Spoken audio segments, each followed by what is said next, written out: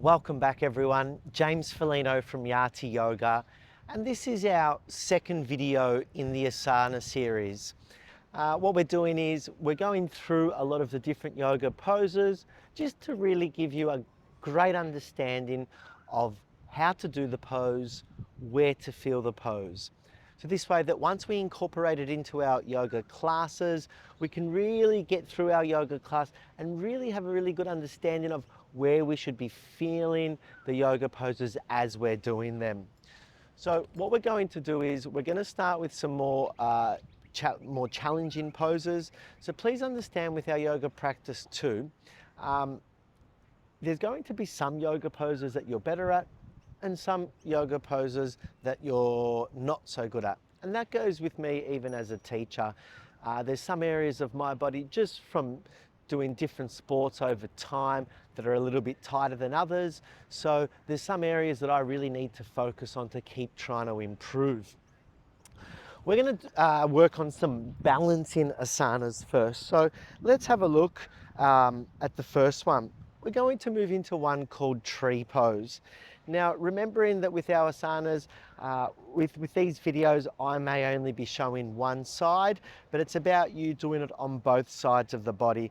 So when you are doing this in your own time and doing your own yoga practice, please do one side, pause the video, and then please do the other side. So tree pose, we're going to bring our feet together as we do with our mountain pose. We turn our quads on, tummies are pulled in, chest is out. We can inhale, bring our arms up, and then from here we can interlock our hands, interlock our fingers, index finger out and your thumbs crossed over. Try and keep your elbows locked. From here, lifting your right leg up. Now, if balance is a bit of a concern for you, today this might be your limit. If you want to go a bit further, it's bringing that leg out to the side and then placing the foot, whether it be on the calf or up higher onto the thigh, trying to avoid the knee if possible. Using your eyes for focus, your breathing for control. Tree pose. And then slowly bringing that leg out and coming out nice and slowly, like the way that we went into the pose. From our tree pose, we're going to move into a crescent moon. So again, it's feet together, arms up, interlock those fingers, index finger out, thumbs crossed over, elbows locked. Take a deep breath in. And then just folding your body to the right. Try to keep your elbows straight, your chin forward, your eyes open. The more that you bend, the more that you will feel this posture opening up through the left side of your body. Breathe, breathe, inhale, and come up. Releasing those hands. So that was our crescent moon. We're going to move into a crescent moon lunge now. A little bit different. So with this position, we can go back to the downward dog that we were in earlier. From our downward dog position, that right leg lifts up. And the goal is to bring that right leg and land it between our two hands. Now, you might not get it there in that first instance. That's when you can drop the knee down and slowly bring that foot into the right position. From here, foot turns flat and we come up with our arms. Now, in this position here, it's called a low lunge, but once we decide to bring our spine back, round our spine, arms back, head back, we start to see a crescent moon low lunge. And then slowly bringing it forward, coming up. Okay, the next one that we're going to do is going to be a half moon. Again, this is quite a challenging pose. It's quite difficult on the balance, but the best thing is just to give it a go. So from this position, what we're trying to do is, if we were here, we'd bring our bodies down into our downward dog, bringing that leg up, bringing that leg forward, and then coming up into our warrior one.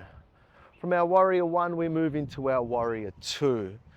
From our warrior two, The goal is to lift up, find your balance point. Bring your body down to the ground, trying to bring right hand to the floor, left hand directly above it, left leg up, half moon, and then the goal is to turn your head to look towards your top hand. Breathe, control, and then slowly hand down, leg down, and bring your body up. Again, like I said, this video here, there are a lot of challenging asanas. We can try them so that we know the asana, and then over time what we're going to try and do is really improve our practice with these asanas. The next one that we're going to do is called standing forehead to knee. We start in our mountain pose. From here, what we're going to do is we're going to bend forward from our hips. You're going to lift your right knee up into your chest. The higher, the better. With your hands, you're going to bring them underneath your foot, interlock your fingers. Once you've done that, you want to try and bring your body upright. And then it's going to be about extending your leg forward. From here, again, I'm still working on this one with my flexibility, but it's about bringing your forehead down to your right knee if that right leg is straight. I'm still not straight yet, so I've got a little bit of work to do here before I can start to bring that head down. Standing forehead to knee. Remembering, like I said, we want to be doing this on both sides of the body. The next one that we're going to move into is our dancer pose. Again, it's very similar to our bow pose that we do when we're kneeling, but this time the dancer pose is going to be done standing. So again, I'll go side on so you can see, but you're bringing your legs together, right hand out, right hand down, out to the right side and right hand down.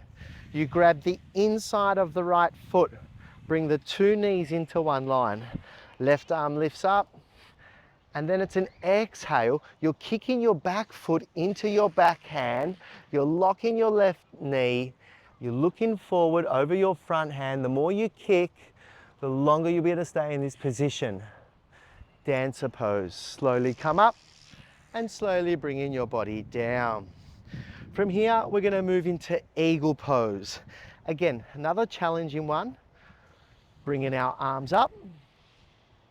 And then as you exhale, you bring your right hand underneath your left hand. So bring right hand underneath the left and then wrap those two hands around, trying to make contact with your fingertips or ideally bringing your palms together. From here, we come into a similar to a chair position where we're dropping our bottoms back, knees together. Once we've got balance here, we're going to lift that right leg, lifting that right leg up over our left knee, and then it's about wrapping that foot behind the calf, keeping a straight spine, squatting down more, eagle pose. Very good, everyone. We've got a few more to do in this little sequence that we're trying. The next one that we're going to do is going to be our lizard. So lizard's a really good one for your groin. Again, with our lizard, it would be similar going from an upward dog when we're moving into a warrior one. So we're here in our downward dog position, leg lifts up. Now, instead of bringing that leg between our hands, we're going to bring that leg on the outside of our right hand to really open up through our groin. Now, you might already start to feel some tension here, and that's great. If you don't, you may need to drop down a little bit further onto your elbows to really start to engage that inner groin. Again, if it's too challenging here, the left leg, the back leg, you can drop the knee down just to give you a bit of a relief. But with the knee up is when that is really going to be intensified. Okay, bringing that leg down, bring your arms up and bringing that leg in. The next one that we're going to move into is dolphin. Similar to a downward dog, just puts a bit more pressure through your upper shoulder area. So, tabletop, feet turn over, knees lift up, downward dog. To come into your dolphin, very simply, we just drop down to our elbows, and it's the same. We're pushing our hips to our heels. You'll feel more tension through your shoulders area. Breathe through it. Dolphin pose. Knees down and come back into your tabletop. From dolphin, we're going to move into a balancing, sorry, not a balancing, we're going to move into our monkey and half monkey. So if we were on our knees, we bring a leg forward, we pull the toes back. You can inhale, bring the arms up. Exhale, fold the body forward, and you'll start to feel quite a hamstring stretch here. You can give the knee a slight bend to try and get down a bit further. And that there is half monkey. Now, from a half monkey, we can move into a full monkey, which is here, knee off the ground, and then the goal is to try and bring your legs as low as possible. We might know this as the splits. And breathe. And breathe. And release. Okay, just bringing that leg out. And then the last one that we're going to look at is a balancing pose. So again, when we move through the upward dog to downward dog, we come forward into plank. That is the foundation of your balancing pose. So arms, wrists are underneath shoulders, feet underneath ankles. You're not lowering an arch in your back.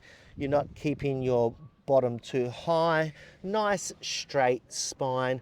And this is our standard balancing pose. You can rotate your feet to the right side, bring your left arm up, and you can also do a side balancing pose. You can also do that back to balancing pose and go into the opposite side. And then you can also, if we were to come down to the ground, if we were to turn over, keep our feet on the ground, bringing our two hands behind us. So keeping your hands underneath your shoulders. If we were to lift up, and then you've got your reverse plank or reverse balancing pose. So there's some more challenging yoga asanas. Like you did with the other videos, please watch this video a few times, try it out a few times, not only on one side of the body, but most definitely on both sides of the body. And like I said, what we're going to be doing as a goal is to be getting a really good understanding so that when we start our classes, we're ready to rock and roll. Thanks for watching.